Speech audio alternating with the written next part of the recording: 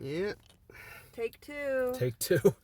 Yeah, we were just filming the first time, and I accidentally pressed the button on top, and I found out the volume was off, so I had to restart the whole thing. So hello, I'm Grace. This is Grace. Remember from the Space Jam 2 review? Yeah, I get to watch all the bad movies. Yes, of course. And we just saw Chuck E. Cheese's demented teddy bear cousin, and AKA Mystic River meets The Sixth Sense goes to Chuck E. Cheese. exactly. And in case anyone was asking, no, Freddy Fazbear did in fact not rule the world. Yeah, so I never played the games, so No. I don't understand the reference. yeah, I haven't played the games either. I've only seen Markiplier's Let's Plays of the thing. I have not. Yeah, they're funny. They made me a Markiplier fan. Regardless if you're a fan of the games or not, this movie is... The audience liked it, but they were all preteens. Yeah. I was kind of disappointed. I'm like, even if I was a fan, I would have wanted it to focus more heavily on the animatronics. It was more about Josh Hutcherson and his sister, who's a sixth sense. She can see dead people. Spoiler. I guess this isn't going to be a spoiler-free review. Well, yeah, it's just we can go into spoilers. Okay, and then also it's just this Mystic River plot line of his brother got kidnapped by a pedo or whatever as a child, and now he's just like having the reoccurring dreams of it and trying to solve it, and that somehow is related to Freddy Fazbear. And then also it takes place in Nebraska. I don't understand how they were able to get from Nebraska to wherever they are currently, which I'm assuming is not Nebraska. Apparently Louisiana, because that's where they were so then filming Louisiana. So then all the characters from Nebraska were able to carry on. Like, how do they all? So Matthew Lillard plays. Should I spoil it? Yeah, or you can give it the intro. Okay, so Matthew Lillard's in it, and he is this temp job. Like, he's like works at a temp agency, and our main character, Josh Hutcherson or whatever, Plays Mike, who needs to get a new job, and so he goes to Matthew Lillard, who gives him this job at Freddy Fazbear's. But then this all ties back to Nebraska somehow. Yeah, it's like going into... I know, like, the big point about the whole Freddy thing is that it's all about the lore. It's all about story. It's all about backstory with all these characters and whatnot. But, like... I know. The actual animatronics are haunted by ghost children, basically, and their bodies are in the animatronics, and they've taken them over. But it was not scary at all. In fact, it played the big up problem. the animatronics as being like cute, like even though they're creepy to like the viewer, to the children in the universe of the film, they're cute. And they were just supposed to be cute to them. Yeah. Like, it wasn't scary. They forgot it was a horror movie. After, like, the big kills of it was the babysitter and her boyfriend and his, the other like, two gang. villains. Yeah. After that, they forgot it was a horror movie. They, like, forgot. That's really the big problem I have. Like, I'm probably going to get hate for this. I don't find the first game scary, because...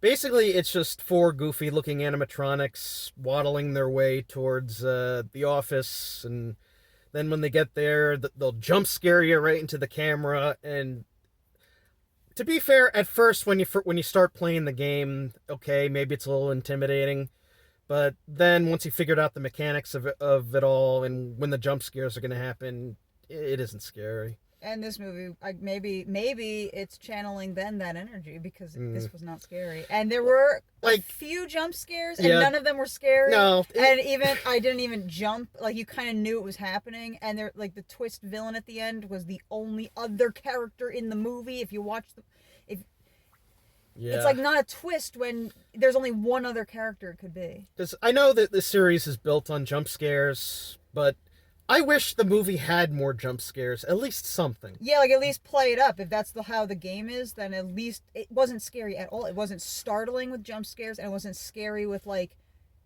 I'm on my edge of my seat, like, about scared of it. They made the animatronics not scary. Like, even though they weren't cute, Mm. they made it like there was the part where they had like a slumber party at Oh God. at the pizzeria. Like, they at Freddy Fazbear's, they had a slumber party with the animatronics. It wasn't scary. It was not a scary scene. It wasn't supposed to be scary, and you're like, you just took all the horror out of it. Like, yeah, they basically they humanized, so to speak, and I'm like, the animatronics. it almost was like they did fan service to the cringy fans. Yeah. That like it this like way. there are some fan servicey bits here. Balloon Boy shows up. Vanessa, who was the villain in Security Breach, is a character in this. The character of Abby looks a lot like Cassie from Ruin. It's a lot of fan service stuff, but really the whole point of the movie, like, the animatronics really aren't the focus. It's just Mike it's about he's having these constant dreams of his brother getting kidnapped, just like Mystic River. Just like Mystic River. And then the ghost children show up, and the ghost children play a bigger role than the animatronics they're supposedly possessing, and they're not scary. It's just not happening. I don't know. Subtle racism, I guess. Uh-oh. Of the little children, there was the one little black kid, and he was the only one that didn't talk. Ugh. He's the only one that like didn't have a line in the film. Yeah. The other kids spoke. No, I do. Like, I don't know what else to say, because I think, besides because the movie's just built so much on lore and fan service, it just kind of forgot about the scares. They forgot about the scares, and it wasn't entertaining. Like, I was pretty bored, and I'm like, even if you're a fan of it, I felt it was pretty boring. And I feel like all these audience members, they were probably thrilled, because if they rewatch it, they're probably going to be like, oh, what the F was this? The people, some of the audience members behind me, they were really into it. They were pointing out the characters and the lore and but everything. They're also teenagers, and they probably were super excited. And then if they rewatch it, they're going to be like, what? Yeah. But I can see why it's a PG-13. Like, there are some kills. Yeah, it was pretty violent. I'm actually surprised they got away in a PG-13. But yeah, it was the violence when the two times like there was violence. It was done pretty well, especially for PG-13. It was pushing. It wasn't like the CGI blood crud that you. Yeah. It was pretty well done, but it was not done enough. I will say this, like I'm not a big fan of CGI effects and stuff that you see in a lot of shows and movies today. The animatronics look good.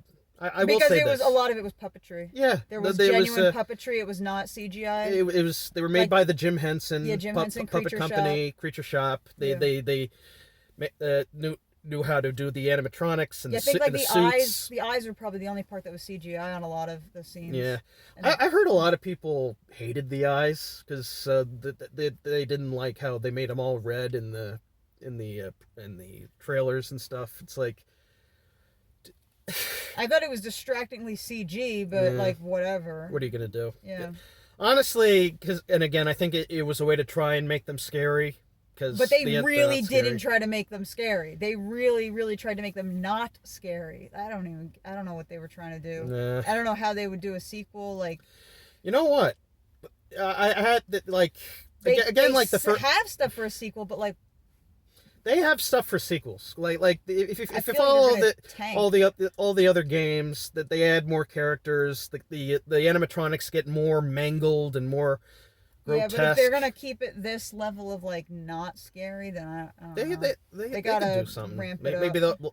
I thought maybe they'd have a thing where the animatronics are kind of like in Security Breach, where Gregory mangles up the animatronics and they're all these hunks of horrifying metal chasing you around. I thought maybe they'd do something like that.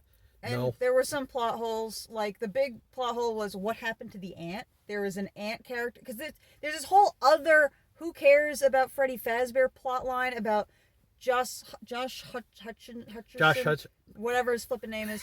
His sister, he has custody of his sister, but he's, like, keeps being jobless, and he keeps going from job to job. And the ant thinks she could be better, and she'll get the monthly check, like she's child support check. She's or a whatever bitch it is. in this movie. Yeah, and she was the worst actress in the film as well. She was like hamming it up, but it was really bad.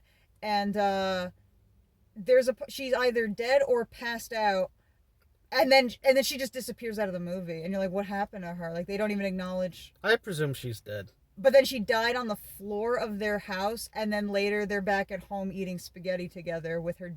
What? She like clean up the body? She's dead on the. Oh, and also Freddy can leave the he can leave the building. He can leave Freddy Fazbear's Pizzeria. Like, he can leave and go to the people's houses. He can just leave. I was looking at the credits, and they were listing the animatronics and the people that were in the movie. Yeah. One of the credits was Golden Freddy, and I'm thinking, in the movie. Was that Golden Freddy? Because he didn't look golden. No, he didn't. It looked like regular Freddy.